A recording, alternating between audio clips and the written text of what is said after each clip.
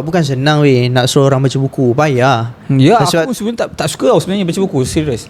Sebab tu ada orang kata, Idin, terima kasih, inilah buku pertama saya selepas habis sekolah. Uish.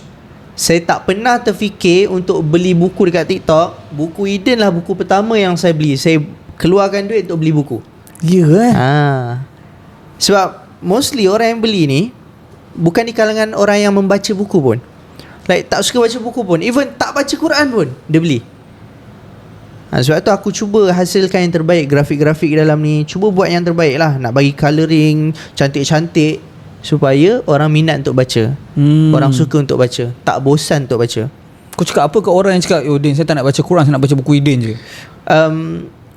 Dia takkan jadi macam tu lah. Sebab pada akhirnya orang yang baca buku aku ni, Tuhan tak nak bagi, dia akan cari Quran juga.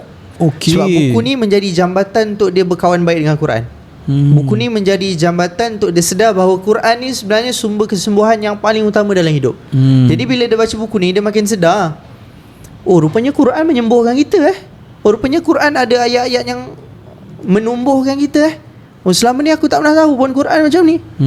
Lah Quran macam ni rupanya. Jadi lepas ni dia cari Quran, dia akan lebih belajar Quran. Ada juga orang macam tu, lepas baca buku ni, terima kasih Din buat saya sedar yang Quran sebenarnya dah lama pujuk kita. Apa favourite ayat Quran kau dalam buku ni?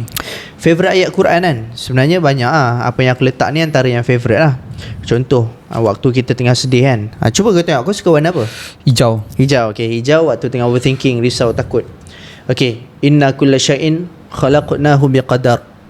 Maksud apa? Sebenarnya kami menciptakan tiap-tiap sesuatu menurut takdir yang telah ditentukan.